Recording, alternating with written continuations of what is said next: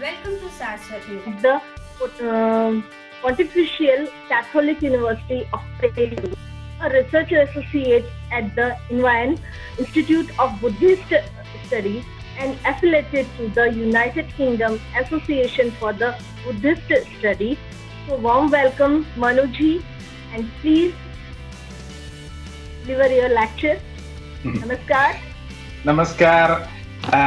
Good morning from London. Thank you very much for inviting me to this webinar, and I'm very glad to join you on this opportunity. And also, thanks especially to Dr. Bipin Kumar Jha for this invitation.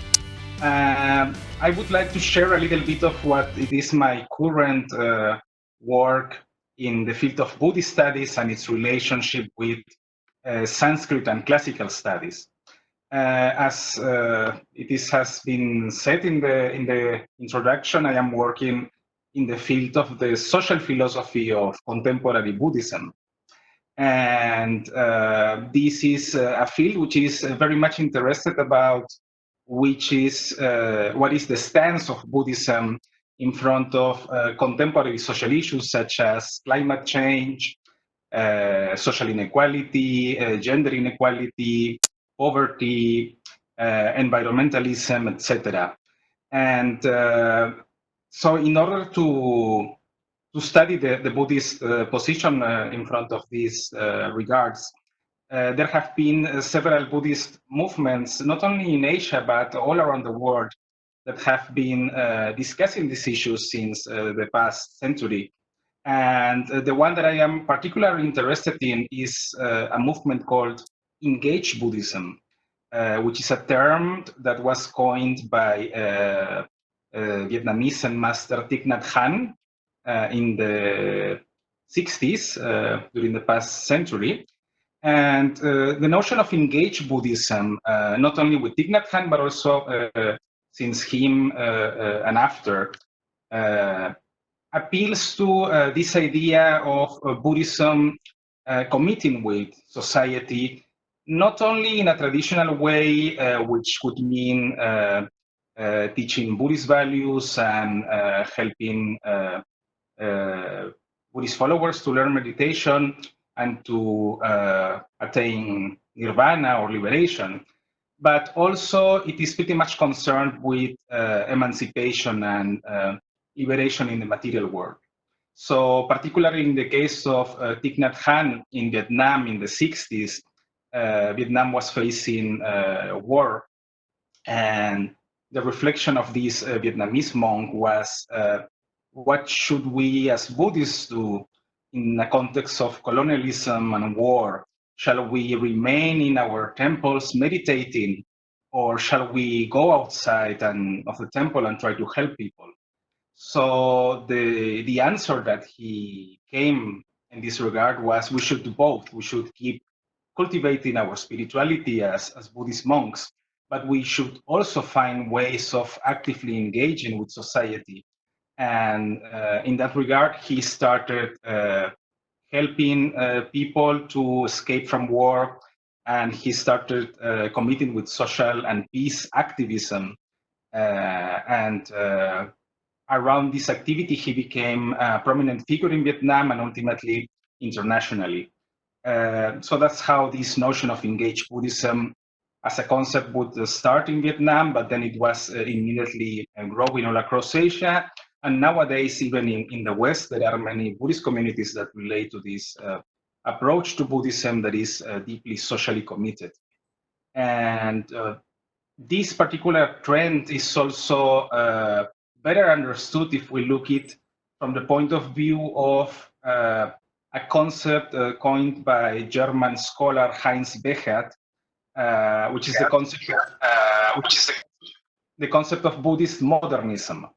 And this is a trend in Buddhism that describes how Buddhism since the late 19th century and all over the 20th century started different reform movements all across Asia.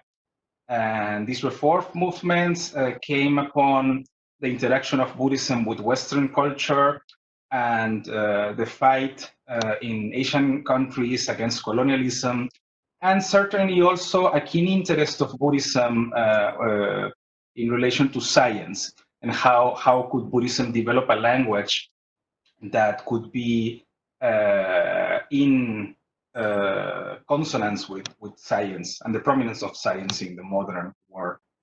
So one may wonder what's the role of Sanskrit and classical studies in these contemporary Buddhist studies? What's the relationship between both? And I would say it is a quite relevant role, because in order to respond to the social ills of humanity and the social concerns of our times, Buddhism is always in dialogue with its own tradition. And it's also permanent, seeking authority from the Buddha Vachana, the word of the Buddha, and the Buddhist canons. So every response that is coming from Buddhism in order to address contemporary social issues, it's always drawing inspiration from the canon and classical sources. And in that regard, Sanskrit plays Pali also, because Pali is the language of the canon of early Buddhism. But certainly Sanskrit too, in the sense that although there is no Buddhist Sanskrit canon preserved, of course there were several works, important works that were written in Sanskrit language in early Buddhism, but unfortunately it's not preserved in the form of a canon. Nevertheless, Sanskrit works, Sanskrit Buddhist works are the primary source for the elaboration of the Chinese canon and the Tibetan canon, which next to the Pali canon are the foundation pillars of Buddhism. In history, but also nowadays. So, and I would like to address, in that sense, a couple of concepts that I believe are the most important Sanskrit concepts for the interest of contemporary Buddhist social philosophy. And I will refer particularly to three of them, to the concept of Shila, Trivisha, and Pratītyasamutpāda. So the first concept, the concept of Shila, is, of course, ethics or moral conduct. And in the Buddhist concept, in the Buddhist context, actually, we refer to Panchashila, or the 5 precepts. So Panchashila are the core element of Buddhist ethics.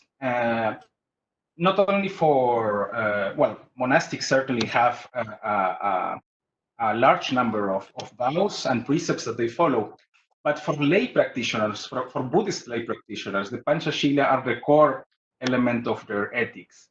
And when in any country in Asia or in the West, when one becomes a Buddhist, when one takes refuge in the Buddha, the Dharma, and the Sangha, immediately one adheres to these 5 precepts, and we, as Buddhist followers, take these 5 precepts to guidelines for our lives as lay followers. So these 5 precepts are the abstention from killing, the abstention from theft, the abstention from sexual misconduct, the abstention from falsehood, and the abstention from intoxication. So these are very simple and straightforward rules that are elaborated for the conduct of lay people, and especially for individual conduct, for our individual ethics. But from the point of view of the social philosophy of contemporary Buddhism, contemporary Buddhist authors are interpreting the Panchashila in an extensive way. They are drawing inspiration from these 5 precepts and applying them to social situations. For example, the abstention from killing has opened a contemporary debate regarding the role of vegetarianism in Buddhism. So you may know that originally the Buddha didn't address vegetarianism.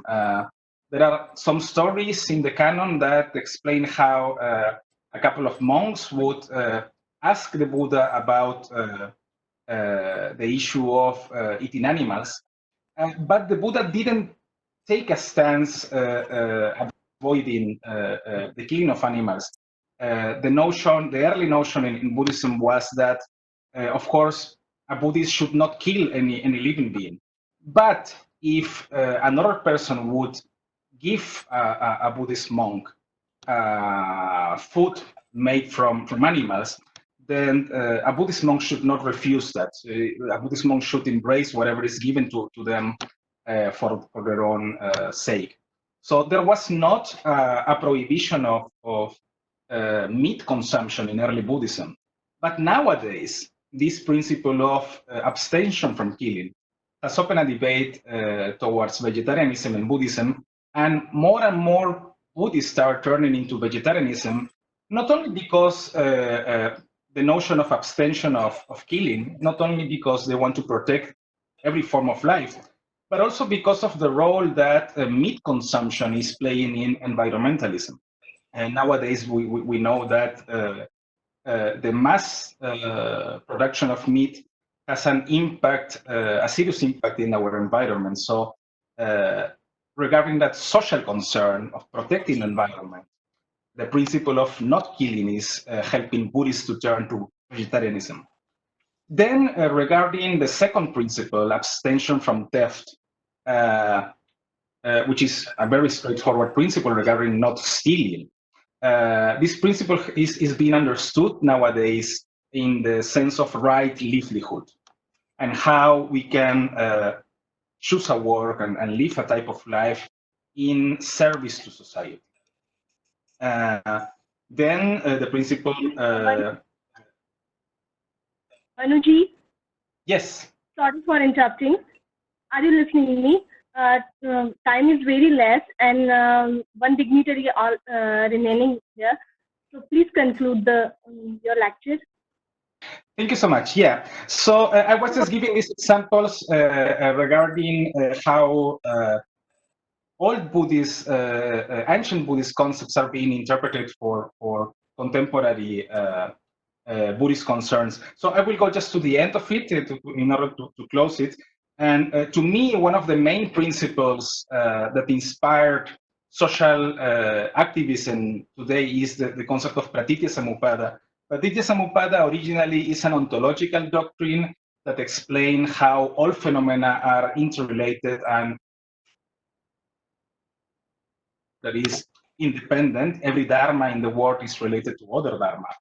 And this is also a psychological principle that in early Buddhism explains how suffering arises and how our afflictions come into being. But nowadays, the principle of Pratītyasamutpāda is being interpreted in contemporary social Buddhism as a principle of interdependence, as a notion that explains how our human existence is deeply interrelated with the existence of society and the world in general.